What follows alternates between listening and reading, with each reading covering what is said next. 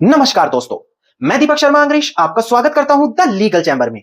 अब दोस्तों, आज की वीडियो में मैं ऑनरेबल सुप्रीम कोर्ट की बिल्कुल कल की लेटेस्ट जजमेंट, और यकीन माने यह जजमेंट आपको ना किसी प्लेटफॉर्म पर अभी तक देखने को मिलेगी और ना ही पूरे यूट्यूब पर अभी कहीं अपलोड की गई है, क्योंकि हम ऑनरेबल सुप्रीम कोर्ट की कल की बिल्कुल लेटेस्ट जजमेंट, जो महिलाओं और बेटियों का जो संपत्ति में अधिकार है उनके ऊपर जो कानून में पहले संशोधन हुआ है, या फिर आज के समय में कानून क्या कहता है, कैसे बेटियों के संपत्ति में अधिकार को लेकर फैसले किए जाएंगे, ये सारी चीज ऑनरेबल सुप्रीम कोर्ट ने क्लियर की। अब लोगों के मन में आज भी शंकाएं हैं, क्वेश्चंस हैं कि सर जो 2005 से पहले बंटवारा हो गया तो क्या होगा, क्या महिलाएं केस कर सकती है? वहां भी ऑनरेबल सुप्रीम कोर्ट ने उसमें यह बताया, यानी कि लेटेस्ट फैसले में यह भी चीज क्लियर करी। इसके अलावा क्या महिलाएं आज भी बराबर का हक रखती है? कानून में यह भी बताया गया। इसके अलावा क्या अगर महिला का देहांत हुआ तो उसके बच्चे भी क्लेम कर सकते हैं? लेटेस्ट जजमेंट में यह भी चीज क्लियर की गई। इसके अलावा किस कानून के किस संशोधन में बेटियों को क्या कितना अधिकार है, यह भी आज की वीडियो में क्लियर किया गया है।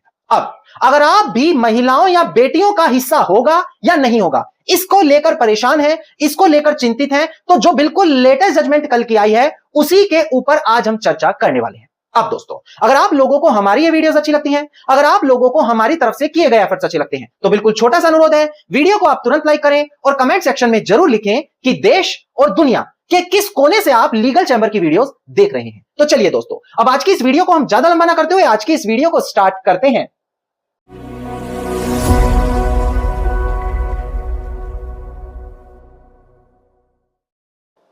अब दोस्तों, सबसे पहले वीडियो की शुरुआत में आप लोगों को पता होना चाहिए कि आज की वीडियो में क्या क्या आपको जानकारी मिलेगी, ताकि आप यहीं से समझ जाएं कि आपको यह वीडियो देखनी चाहिए या फिर नहीं। देखिए, सबसे पहले हम कानून के बारे में बात करेंगे कि महिलाओं का क्या आज के समय में हर प्रकार की संपत्ति में बराबर अधिकार है या नहीं है, इसमें कानून क्या कहता है, और बड़ी सिंपल लैंग्वेज में समझाऊंगा ताकि आप कंफ्यूज ना हो। इसके बाद हम बात करेंगे कानून के कुछ और विशेष प्रावधान के बारे में जो संशोधन करने के बाद बदले गए थे। फिर मैं ऑनरेबल सुप्रीम कोर्ट की जो कल की बिल्कुल लेटेस्ट जजमेंट आई है उसके बारे में जानकारी दूंगा। इसके बाद कुछ बड़ी लैंडमार्क जजमेंट और बताऊंगा जो हमेशा कोर्ट ध्यान रखेगा अगर आप कोर्ट के माध्यम से हिस्सा मांगने जा रहे हैं, और सारी जानकारी आज इसी एक अकेली वीडियो में आपको मिलने वाली है। अब दोस्तों, सबसे पहले हम बात करते हैं कि कानून कहता क्या है। देखिए, आमतौर पर दो प्रकार की प्रॉपर्टी होती है। एक होती है रिहायशी, जिसको रेजिडेंशियल जमीनें बोलते हैं, जिसे हम अपने रहने में इस्तेमाल करते हैं। दूसरी होती है एग्रीकल्चर, जिसको खेती की जमीन बोलते हैं, और इन दोनों कंडीशन में कानून अलग है। अगर हम रेजिडेंशियल रिहायशी जमीनों की बात करें तो हिंदू सक्सेशन एक्ट 1956 वहां लागू होता है, जो 2005 से पहले यह कहता था कि महिलाओं का पैतृक जमीनों में अधिकार नहीं होगा। फिर इस कानून में संशोधन किया और 2005 के संशोधन के बाद से महिलाओं का पैतृक जमीनों में कुपासनरी राइट बराबर दिया जाने लगा। अब यहां पर दो प्रकार से ये राइट तय होते हैं, वो मैं आगे कानून के हिसाब से समझाऊंगा, पर आज के समय में अगर हम समझें तो जो रिहायशी जमीनें हैं वहां पर महिलाओं को पुरुषों के समान बराबर अधिकार दिया जाता है। अब दूसरी तरफ बात आती है एग्रीकल्चर लैंड की, खेती की जमीनें। यहां पर हिंदू सक्सेशन एक्ट लागू नहीं होगा। यहां पर जिस राज्य से आप हैं, अगर आप उत्तर प्रदेश से हैं, दिल्ली से हैं, हिमाचल प्रदेश से हैं, मध्य प्रदेश से हैं, महाराष्ट्र से हैं, तो हर राज्य अपनी खेती की जमीनों के लिए अलग से रिवेन्यू लॉज बनाता है। वहां तय किया जाता है कि बेटियों का क्या उस एग्रीकल्चर लैंड में अधिकार होगा या नहीं होगा, और वहां पर हिंदू सक्सेशन एक्ट लागू नहीं होता क्योंकि वो स्पेशल लॉज होते हैं दोस्तों। तो उदाहरण से समझा दूं, जैसे उत्तर प्रदेश के अंदर आज भी विवाहित महिलाओं का खेती की जमीन में सीधा अधिकार नहीं होगा अगर उसके भाई वहां पर है। तो यह चीज लोगों को नहीं पता, उनको लगाता है कि कानून अगर कह रहा है सबका अधिकार बराबर है तो हर जगह होगा। जी नहीं, एग्रीकल्चर लैंड पर कानून अलग है। आप यूपी से हैं, विवाहित जमीनों पर अधिकार नहीं मिलेगा। मध्य प्रदेश से हैं, कानून कुछ और कहता है। किसी और राज्य से हैं, वहां पर कानून कुछ और कहता है। तो एग्रीकल्चर लैंड का कानून अलग हुआ और रेजिडेंशियल जगह पर कानून अलग हुआ। पर ओवरऑल ज्यादातर जगहों पर बात करें तो आज के समय में महिलाओं को पुरुषों के समान बराबर अधिकार दिया जाता है। यह एक बेसिक जानकारी जो मैंने आपको दी। अब कानून की बात करें, क्योंकि ये बेसिक जानकारी थी, पर अगर किसी को प्रॉपर जानकारी चाहिए तो उसको कानूनी प्रावधान पता होने चाहिए, तभी माना जाएगा कि कोई प्रॉपर प्लेटफॉर्म आपको हर एक जानकारी सटीक दे रहा है। अब डिस्प्ले पर देखिए, मैं ज्यादा टाइम नहीं लगाऊंगा, सिर्फ 2 से 3 सेक्शन बताऊंगा सिंपल लैंग्वेज में, ताकि आपको कानून भी पता लग जाए और कोई आपसे कोई क्वेश्चन करे तो आप कानून के साथ उसको बता सके कि क्या है हमारा कानून। देखिए, डिस्प्ले पर देखकर ध्यान दीजिएगा आप।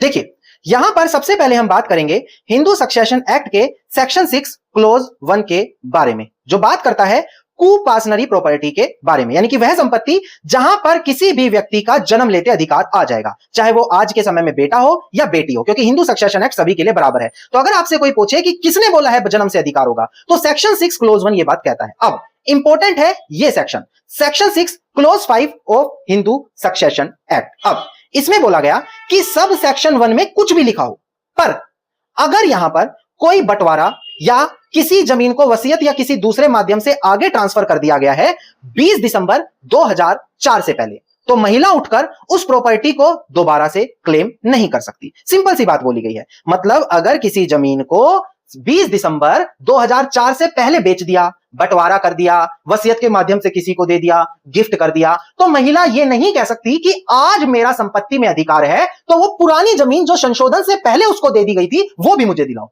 वो चीज कानून एक्सेप्ट नहीं करेगा। सेक्शन 6 सब close 5 of Hindu succession act, ये बेसिक जानकारी जो आपको पता होनी चाहिए थी। ठीक इसी प्रकार से सेक्शन 8 हिंदू सक्सेशन एक्ट कहता है कि अगर किसी पुरुष का देहांत हुआ तो उसके जो क्लास 1 के उत्तराधिकारी हैं सभी के बीच जमीन बराबर बंट जाएगी। क्लास 1 के उत्तराधिकारी कौन कौन होते हैं? उसकी बेटी, उसका बेटा, उसकी माताजी, उसकी विधवा पत्नी, और इन सभी को बराबर का हिस्सेदार माना जाता है। यह उस कानून पे लागू होगा जब किसी व्यक्ति की सेल्फ एक्वायर्ड जमीन है। तो बेसिक सी चीज क्या समझनी है? सेल्फ एक्वायर्ड जमीन है तो सेक्शन 8 लगेगा, और पैतृक जमीन है तो सेक्शन 6 सब क्लोज 1 लगेगा। बस ये चीज समझ लीजिए, आपको कानून की हर एक जानकारी हो गई। अब ये मैंने कानून आपको समझा दिया कि कब आप क्लास 1 के उत्तराधिकारी होगे जब किसी पुरुष की सेल्फ एक्वायर्ड जमीन है, और कब पैतृक जमीन होगी जब सेक्शन 6 क्लोज 1 लगेगा, और हिस्सा किसको कितना मिलेगा वो भी मैंने आपको समझा दिया कि एग्रीकल्चर लैंड में कितना है और जो रेजिडेंशियल लैंड है वहां पर कितना है। अब हम बात करते हैं लेटेस्ट जजमेंट के बारे में। अब यहां से हर एक चीज ध्यान से समझिए, क्योंकि यहां पर आपको आपके सारे क्वेश्चन का जवाब मिल जाएगा।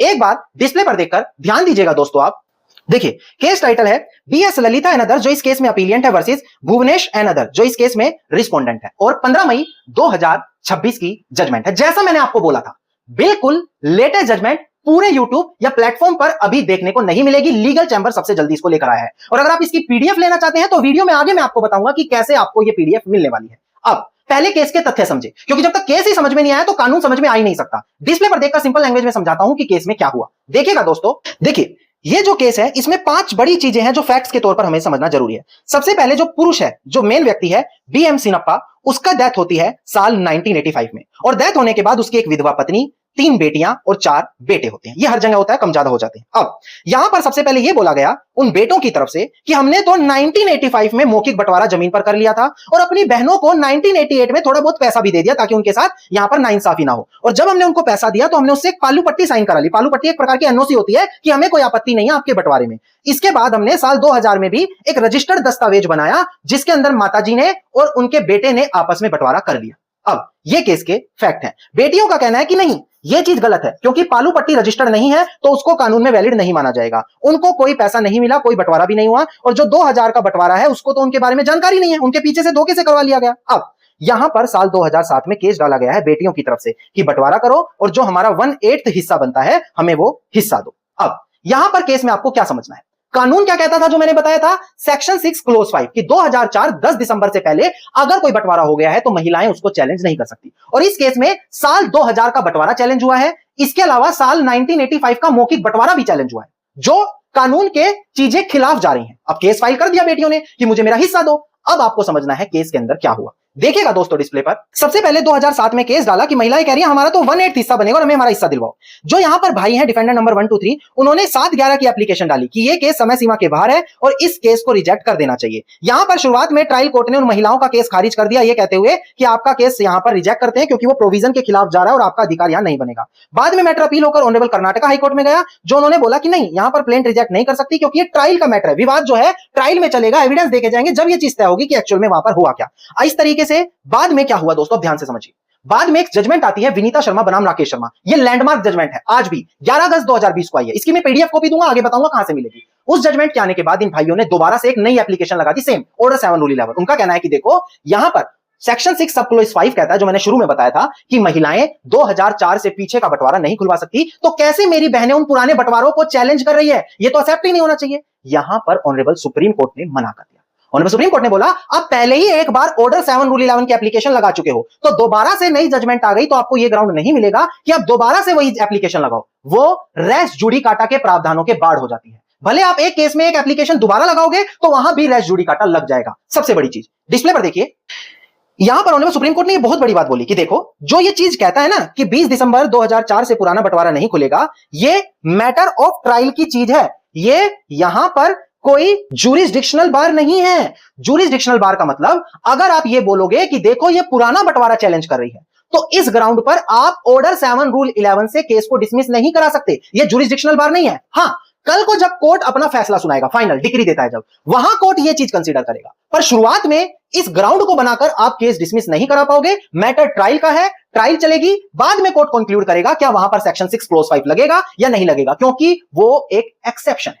इसके अलावा सुप्रीम कोर्ट ने और भी बात बोली कि जब बात ओरल पार्टीशन की आएगी तो कोर्ट को बड़ी सावधानी से उस केस को सुनना होगा, क्योंकि नॉर्मली केसेस में पार्टीशन समझा जा सकता है पर ओरल केस पार्टीशन में चीजें ध्यान रखनी अनिवार्य है। अब यहां पर आपको यह समझ में आ गया कि हां, आज के समय में महिलाओं का रेजिडेंशियल जमीनों में बराबर अधिकार आ गया है। दूसरी चीज, एग्रीकल्चर कानून में हर राज्य का कानून अलग है। तीसरी चीज, 2004 से पुराने जो बंटवारे हैं उनको चैलेंज नहीं किया जा सकता। 2004 दिसंबर से पुरानी गिफ्ट डीड को चैलेंज नहीं किया जा सकता। 2004 दिसंबर से पहले प्रॉपर्टी ट्रांसफर कर दी तो महिलाएं आज भी उसको चैलेंज नहीं कर सकती। हां, पर इसका मतलब यह नहीं है कि अगर महिला कोई केस डाल रही है तो आप शुरू में उसको ऑर्डर 7 रूल 11 से डिसमिस करा दो। इसका मतलब यह है आप ग्राउंड लो कि बिल्कुल सही बात है, पुराना चैलेंज कर रही है, कोर्ट उसको ट्रायल में चेक करेगा, तब आखिर में निर्णय देगा क्या यह चीज यहां लागू हो रही है या फिर नहीं लागू हो रही है। यह चीज आपको पता होनी जरूरी है। और अगर आप 2005 के बाद बंटवारा कर रहे हैं, 2005 के बाद हिस्सा ले रहे हैं, तो वहां तो महिलाओं को हिस्सा देना मैंडेटरी है एग्रीकल्चर लैंड्स को छोड़कर, क्योंकि वहां पर राज्य के कानून लागू होते हैं। अब यह बात आ गई लेटेस्ट जजमेंट की। अब आपके मन में क्वेश्चन आएगा, सर जजमेंट की पीडीएफ कहां से मिलेगी?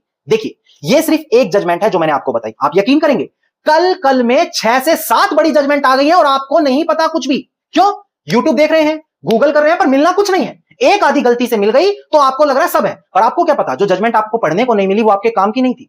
आपको क्या पता जो जजमेंट आप नहीं पढ़ पाए आपके केस में काम नहीं आती और आपको केस नहीं जिताती। इसीलिए legal chamber law and verdict एक व्हाट्सएप ग्रुप लेकर आया है, जहां पर हर एक व्यक्ति को लेटेस्ट जजमेंट, हर एक छोटी से बड़ी, उसकी पीडीएफ कॉपी, उसकी एक्सप्लेनेशन, लैंडमार्क जजमेंट, उनकी पीडीएफ कॉपी, उनकी एक्सप्लेनेशन, बेसिक कानून जो वीडियोस में ये जजमेंट दिखाते हैं हम, वो हर एक जजमेंट, या अलग से अपने मन पसंदीदा कानून पर हमसे लैंडमार्क जजमेंट लेना चाहेंगे तो वो भी आपको हम इसी ग्रुप में दे रहे हैं। आपको यकीन होगा मात्र कुछ दिनों में 1000 लोग इस ग्रुप में जुड़ गए हैं, यानी कि इतना बेनिफिट उनको इस ग्रुप में मिल रहा है। और एक और बड़ा कारण है कि इस महीने में एक स्पेशल ऑफर यह है कि पहले जो लोग इसमें ज्वाइन करते थे उनको 1000 रुपए में सिर्फ 1 साल मिलता था, और इस महीने के आखिर तक ये ऑफर हमने चलाया है कि 1000 रुपए में लाइफ टाइम ये ग्रुप फ्री मिलेगा।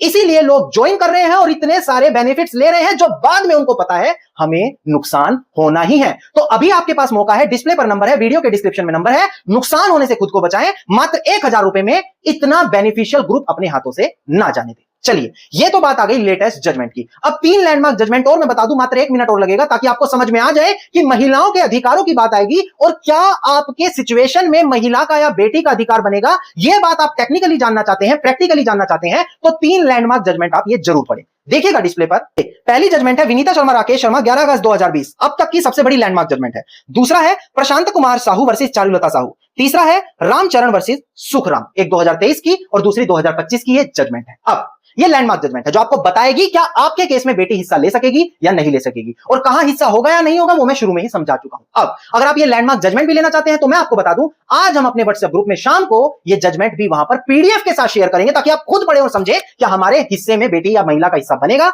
या नहीं बनेगा। और अभी आपके पास सुनहरा मौका है, मात्र 1000 रुपए में लाइफ टाइम ऑफर है जो सिर्फ इसी महीने के एंड तक है। तुरंत जाएं और इस मौके का फायदा उठाएं। धन्यवाद। उम्मीद करता हूं वीडियो में मिली जानकारी आप लोगों के लिए बेहद ज्यादा लाभदायक साबित होगी। वीडियो में मिली जानकारी आपको अच्छी लगी तो वीडियो को लाइक, शेयर और कमेंट जरूर कीजिए। वीडियो से जुड़ा आपका कोई क्वेश्चन है तो कमेंट सेक्शन आपके लिए खुला है। इसके अलावा अगर आप लोग इसी प्रकार की बेहतरीन जानकारी रोजाना पाना चाहते हैं, चैनल को सब्सक्राइब करें और फॉलो करें और लीगल चैंबर परिवार का हिस्सा बन जाए।